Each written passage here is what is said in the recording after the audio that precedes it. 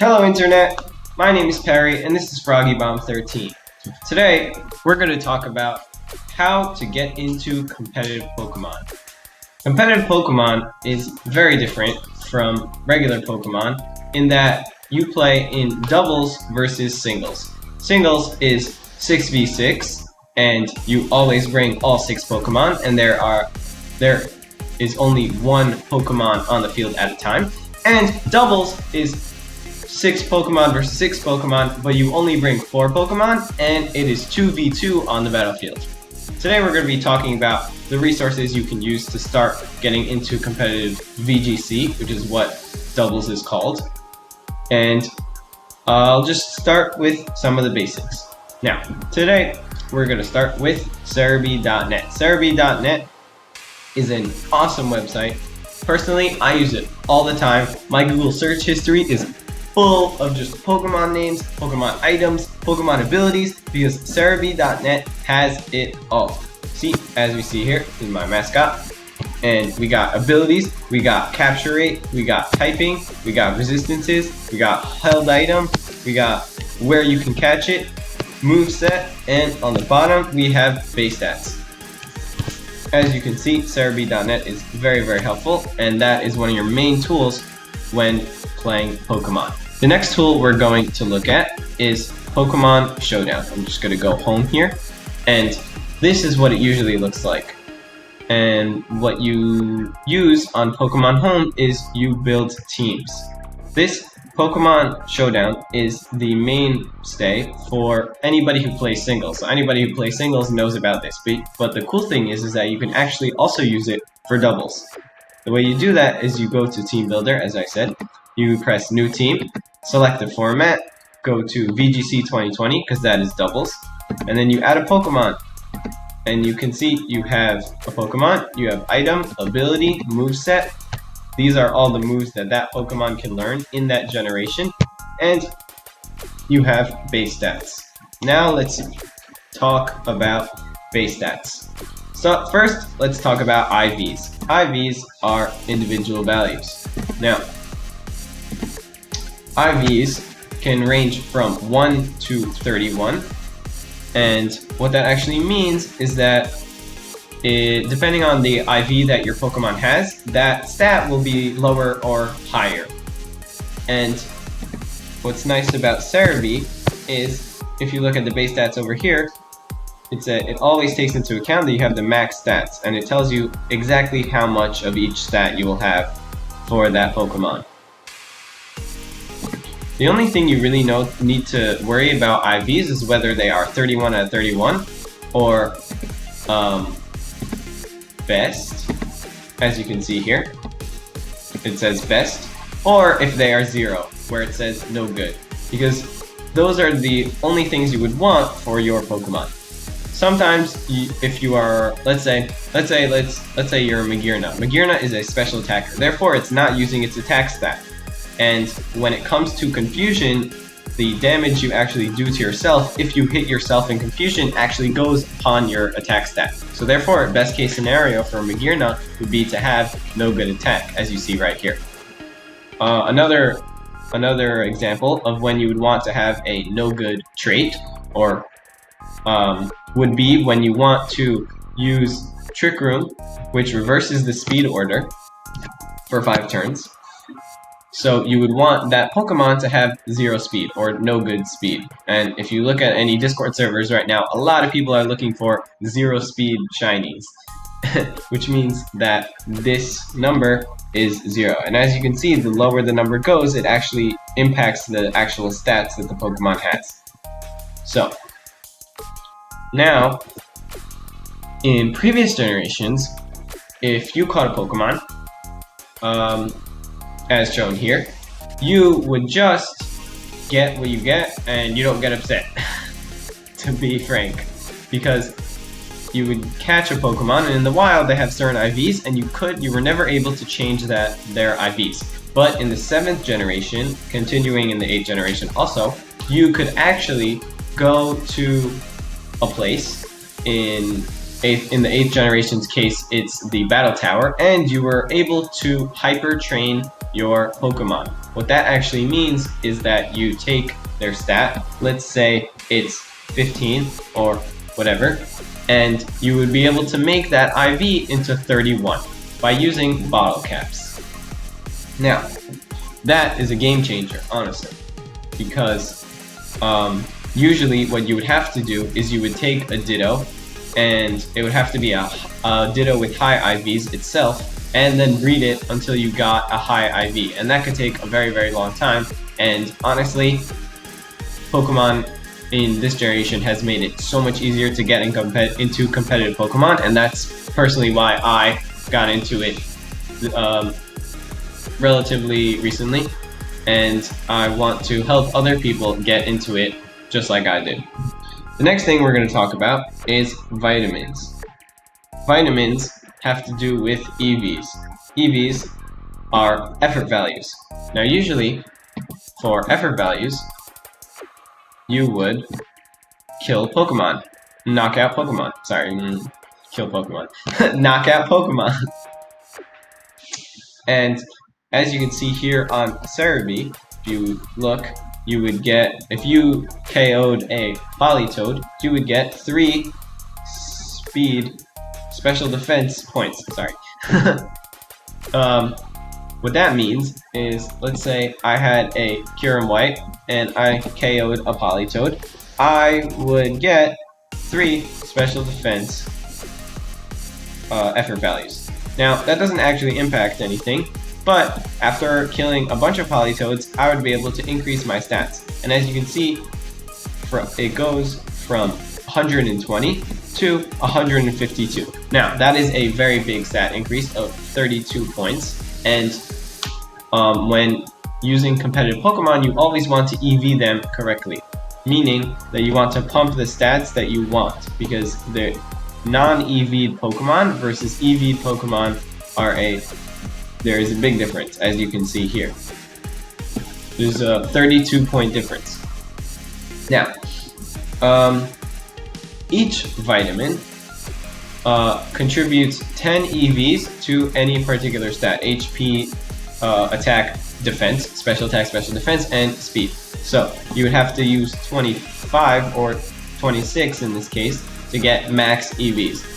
And if you look on screen right now, you'll see that the stats that are maxed are actually shining, so that is how you know that the stats are fully maxed out.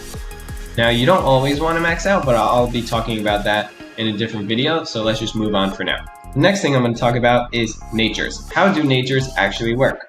So, back to Showdown over here, you can see that there are a list of natures. So let's say Kyurem White. Kyurem White is Kyurem plus Reshiram, and it has a huge special attack stat. Huge special attack. So, obviously it's a special attacker, so you will want to up its special attack. So, either you can choose a nature yourself, or you can put a plus over here and a minus on the stat that you don't want. So here we're gonna go minus on the attack because we don't want to use our attack stat, so we might as well lower it because it doesn't matter. And what we're going to see now is that this bar moved back and this bar moved up.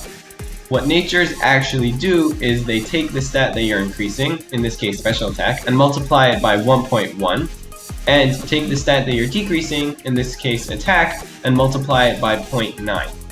So you can always mix and match, but personally, the only 4 natures that you really have to deal with are Modest, which is plus special attack minus attack, Adamant, which is plus attack minus special attack, the opposite, Jolly, which is plus speed minus special attack, and Timid, which is plus speed minus attack. There are a few instances when you can use different natures, but for the most part you only really have to use those 4. Now, the next thing I'm going to talk about is actually one of the most useful things when it comes to really in-depth competitive Pokemon, and that is the Pokemon Showdown damage calculator. Now what this does is you can actually calculate the range of damages that opposing Pokemon will deal to you, and you will deal to them. So, I have right here a blank set of Rillaboom, but I'm just gonna do a regular doubles terrain. Okay, just choose a set. It gives it automatically. It has presets where you have automatically EVs, IVs, natures, abilities, and items, and movesets. So, but what I wanted to show you here is actually, that you can also take into account stat buffs. So, in Pokemon right now, you have Gigantamax, and most of the Gigantamax moves actually do secondary effects by lowering or increasing stats. Now, what I wanted to show here is how stats actually work. The way stats work is you have, if you can imagine, 2 over 2. It's always a ratio. So, if you have +1 in a stat, then that means you increase the numerator. But if you have -1 in a stat, then you increase the denominator. So let's say you have +1 in a stat, so therefore you have 3 over 2, which is 1.5 times that stat. But if you have -1 in a stat, then you have 2 over 3, which is 0.67 or 2/3, right? Of your attack power or defense power or whatever. So that's how stats work. Now I'm going to talk about moves and abilities that affect both opposing Pokemon. So one of the best examples of this is Intimidate. Intimidate is an ability that a lot of good Pokemon get, and Incineroar is actually very popular because of the fact that it has Intimidate, because it's very bulky and it has a lot of it can pivot in and out to decrease the opposing Pokemon stats. But I digress. Anyway, Intimidate affects both Pokemon. That means when you send a Pokemon with Intimidate out, it decreases the attack of both opposing Pokemon. Now these things are things to take into account when playing 2v2, which is how competitive Pokemon is played, obviously. Where is it? The next thing I want to talk about is moves that affect both opposing Pokemon. Some moves affect only one Pokemon, so if you target one Pokemon, it'll only hit that one Pokemon. But there are certain moves, like Hyper Voice, that hit both Pokemon. See, Pokemon hit in battle, all adjacent foes. Now, what that means is when I use Hyper Voice, I don't have to specifically target any Pokemon because it'll just hit both Pokemon on my opponent's side. There are also moves that hit everyone on the field, even your partner, like Surf and Earthquake, and there are strategies based around that, because I will talk about in the items video, item called Weakness Policy, and there are a lot of strategies that are based around hitting yourself or your partner Pokemon. Okay, now I am actually going to talk about a few new changes that Pokemon made to make competitive Pokemon easier to get into. Number 1 is the fact that they introduced mints. Mints, what they do is they change a Pokemon's nature. So if you have a perfect IV Pokemon, or you trained up the Pokemon, or you have a shiny Pokemon that you want to use, you can actually use a mint to change its nature. And that is a huge thing, because usually the only way you would not be able to change the nature, and the only way you would get a different nature is by breeding for it.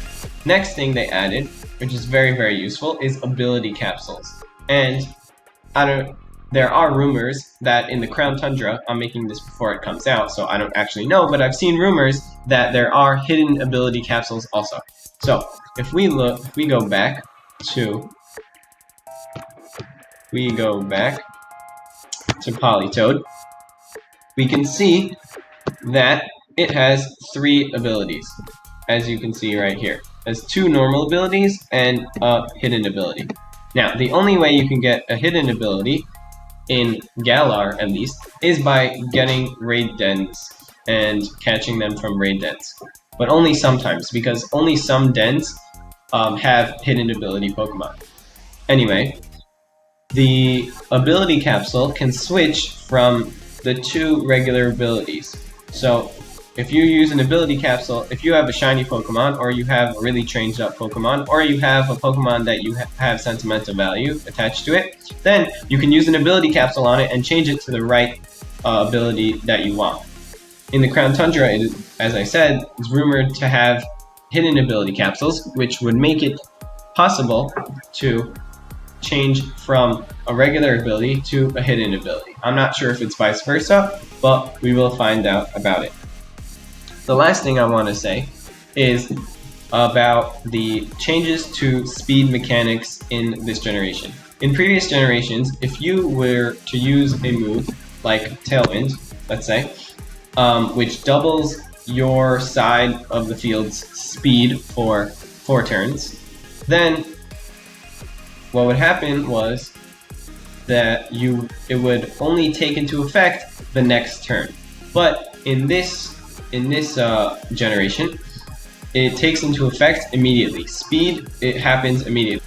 For example, the way speed mechanics work now is that speed can change mid-turn. So even though my Pokemon is slower than his Pokemon, if I use a move that increases my Pokemon's speed, then I could still move before his Pokemon. A great example of this is Whimsicott, as you can see here, and Whimsicott has Prankster, which increases the priority of status moves by 1 stage, and Tailwind, which is a status move, doubles your side of the field's speed for 4 turns. So a lot of strategies have been leading, meaning the first 2 Pokemon that come out are Whimsicott and a slower Pokemon, or even a faster Pokemon, and then using Tailwind turn 1 so that you can outspeed and hit them before they hit you. So I think that's all for today, and please like and subscribe, share this with a friend, and I'd really appreciate it, and I'll be back with some more.